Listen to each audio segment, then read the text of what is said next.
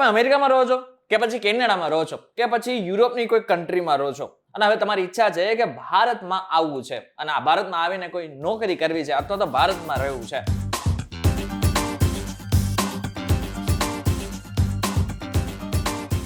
પણ તો તમને પ્રશ્ન થાય કે એના માટે તો વિઝા જોઈએ. પરંતુ વિઝાની કોઈ જ જરૂર નથી. તમારી પાસે જો એક કાર્ડ હોય, એટલે કે જો તમારી પાસે OCI હોય તો તમે આરામથી ભારતમાં રહી શકો છો, ફરી શકો છો, નોકરી પણ કરી શકો છો. પરંતુ આ કેવી રીતના શક્ય છે? ના, OCI કેવી રીતના મેળવવાનું છે? પ્રોસેસ શું છે? ફી કેટલી હોય છે? આવા જે પણ કઈ પ્રશ્ન તમારા મનમાં હોય ને, તો આજના વિડીયોમાં તમને બધા જ તમારા પ્રશ્નોના જવાબ મળશે. અમારી સાથે ગેસ્ટ છે જે તમારા પ્રશ્નોના જવાબ તો આપશે, પરંતુ આની સાથે સાથે તમને ટીપ પણ આપશે જે તમને આગળ જઈને બહુ જ હેલ્પફુલ થશે. એટલા માટે થઈને આજનો આ વિડીયો પૂરો જોઈ લેજો. Hello, ladies and gentlemen. This is your captain speaking. We'll be landing in the airport in just a few minutes. What's up, guys? Welcome to A to B. This is my name is Karan Charotra. અત્યારે અમારી સાથે જે guest છે ને, એમને તમે ઓળખતા જ હશો, કારણ કે અમે તેમની સાથે ઓલરેડી કેટલા બધા વિડીયોઝ બનાવી નાખ્યા છે, જેની લિંક ઓલરેડી તમને ડિસ્ક્રિપ્શનમાં દેખાતી હશે. અત્યારે અમે એમને બોલાવ્યા છે સ્પેશિયલ OCI માટે. તો નિરાલી, સૌથી પહેલા તો etvgujarati.com પર ફરી એકવાર તમારું સ્વાગત છે. Thank you. જ્યારે પણ બહારના લોકોને ઇન્ડિયામાં આવવાની વાત આવે ને, ત્યારે એક કાર્ડ છે OCI, એ બહુ જ ફેમસ છે. પહેલી વાત તો OCI શું છે એ અમારા દર્શક મિત્રોને જણાવી દો. Overseas citizenship of India. OCI card એ લોકો માટે છે જે ઓવરસીઝ સિટીઝન થઈ ચૂક્યા છે અથવા તો સિટીઝન્સ છે જ બાય બર્થ, અને એમને ઇન્ડિયા પાછા આવવું છે અથવા કામ કરવા, ફરવા, રહેવા, ભણવા, તો આ કાર્ડનો યુઝ કરીને તમે ઇન્ડિયન બેનિફિટ્સ લઈ શકો છો. તો આની એલિજિબિલિટી કંઈક તો હશે ને? યસ, એલિજિબિલિટી બહુ જ સિમ્પલ છે. અથવા તો તમે ઇન્ડિયન ઓરિજિન હોવા જોઈએ, નહીં તો ઇન્ડિયન પેરેન્ટ્સ તમારા હોવા જોઈએ. કોઈ એક પેરેન્ટ તમારા ઇન્ડિયન છે તો પણ ચાલશે. અગર તમારા મેરેજ ઇન્ડિયન સિટીઝન જોડે થયા છે તો be that is allowed. If you have a minor child જે ઓવરસીઝ સિટીઝન છે, પણ તમે અથવા તમારા સ્પાઉસ બેમાંથી કોઈ એક ઇન્ડિયન સિટીઝન છે, તો માઇનર ચાઇલ્ડને પણ આ OCI કાર્ડ મળી શકે છે. આવો પ્રશ્ન થાય કે શું બધાને આ OCI મળી જાય? ના, એક લિમિટ છે. 1950 અથવા એના પછી જે લોકો બોર્ન થયા છે ઇન્ડિયામાં અને ક્યાંકના સિટીઝન છે અથવા એમના સન, ડોટર્સ એ બધા સિટીઝન છે ઓવરસીઝના, તો એવા જ લોકો OCI લઈ શકે છે. બધાને જ્યાં નહીં મળે. અને બધી કન્ટ્રીમાં માટે મળી શકે કે પછી ફિક્સ છે કે આ જ કન્ટ્રી માટે અપ્લાય કરી શકે?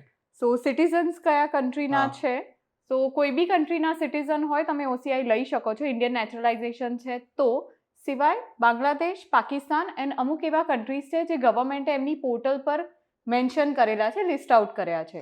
એ સિવાય કોઈ બી કન્ટ્રીના સિટીઝન્સ આને લઈ શકે છે. મતલબ કે ભલે તમે તમારું જો ઓરિજિનાલિટી હોય ઇન્ડિયન્સ હોય, પરંતુ અગર તમે પાકિસ્તાન કે બાંગ્લાદેશમાં છો તો તમને OCI નહીં જ મળે. નો. ઓકે, તો હવે એકવાર ખબર પડી ગઈ કે OCI માટે તમે અપ્લાય કરી શકો છો, પણ પ્રોસેસ શું છે?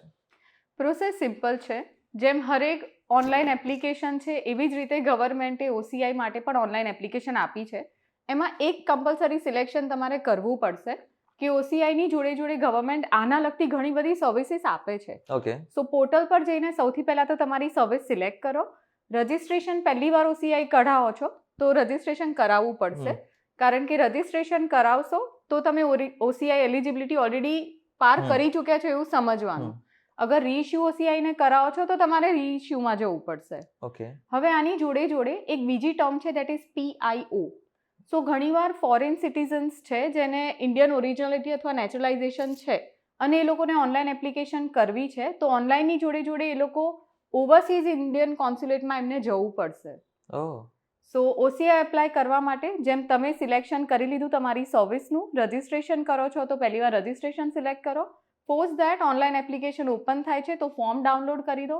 ઓનલાઈન ડેટા ફિલ કરો છો, ઓફલાઈન ડેટા ફિલ કરો છો, એની જોડે જોડે એક ડોક્યુમેન્ટ ચેકલિસ્ટ આવશે. ડોક્યુમેન્ટ્સ તમને એક સ્લોટ હશે ત્યાં આગળ અપલોડ બી કરવાના હશે. તમે જે ડોક્યુમેન્ટ અપલોડ કરો છો એની હરેક PDF કોપી અથવા તો સ્કેન કોપી જે તમે અપલોડ કરો છો એ રાખો. સાથે સાથે ઓરિજિનલ ડોક્યુમેન્ટ પણ સેમ પેટર્નમાં સિક્વન્સ કરી રાખો. ઓનલાઈન અપલોડ થઈ ગયું છે એની પછી ગવર્મેન્ટ ફીસ પે કરવાની આવશે. કેટલી ફીસ હોય છે? $275 એન્ડ એના ઇક્વિવેલન્સી અગર ઇન્ડિયન રૂપીઝમાં વાત કરો છો તો નિયરલી 15,000 INR જેટલું થશે. રાઈટ. સો ફીસ પે થઈ ગઈ, તમારા ડોક્યુમેન્ટ્સ અપલોડેડ છે, then you are good to go for your next process of appointment. આ જગ્યાએ તમારે અપોઇન્ટમેન્ટ લેવાની આવશે VFSની.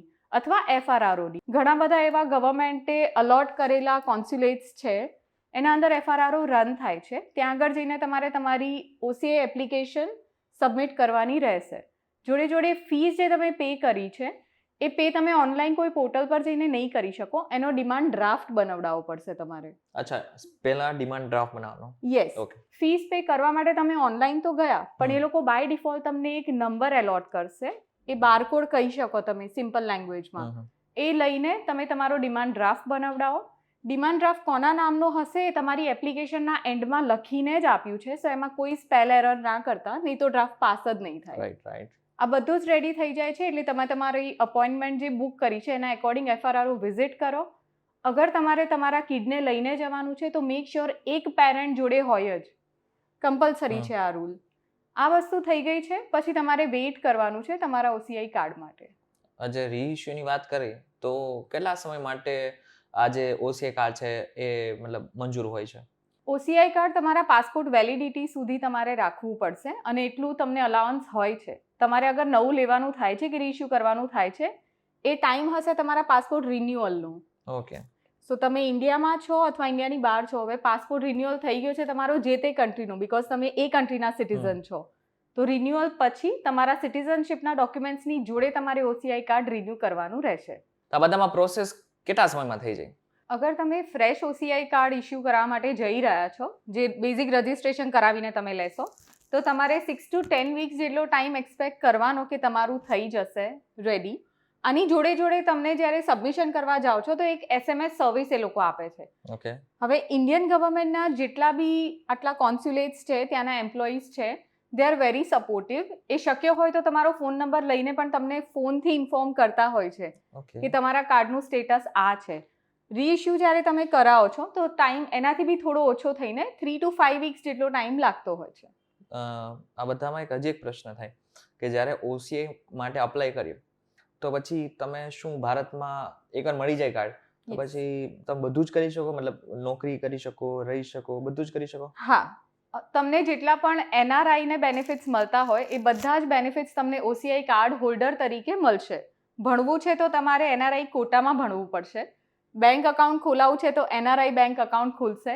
સેમ OCI કાર્ડનું NRI અકાઉન્ટ ખુલશે.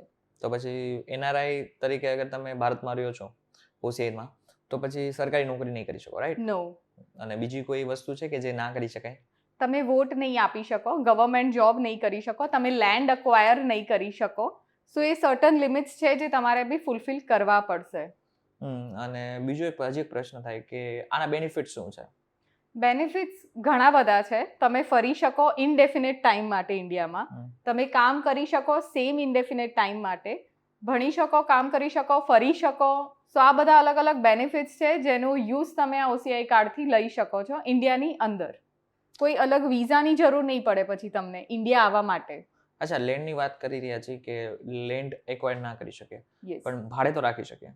હા, એ રાખી શકો. મતલબ હા, કારણ કે કોઈને અગર બિઝનેસ કરવો છે તો અને જો લેન્ડ નથી લઈ શકતા તો રેન્ટ ઉપર તો કરી શકે, રાઈટ? એક્ઝેક્ટલી. અને સેમ બેનિફિટ્સ કે તમે આને નોન બેનિફિટ્સ ગણો, NRI ને જે લાગે છે બિઝનેસ ચાલુ કરવા માટે કે પછી લેન્ડ અક્વાયર કરવા માટે, OCI કાર્ડ હોલ્ડરને સેમ લાગે છે.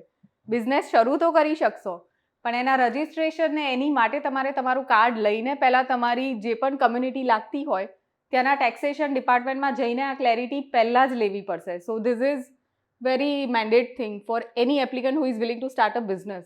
હા, અને આ સાથે મહત્વનું છે કે તમે ખાલી માત્ર જે જમીન છે એ ખરીદી ના શકો, પણ આમ બીજી બધી જેટલી પણ વસ્તુ છે, બિઝનેસ છે, નોકરી છે, એ બધી વસ્તુ કરી શકો જેનાથી આગળ જઈને એમને જ બેનિફિટ થવાનું છે. બટ એ ખાલી ને ખાલી કન્ફર્મેશન સાથે કે તમારા કાર્ડ ઉપર તમને કેટલું અલાઉડ છે.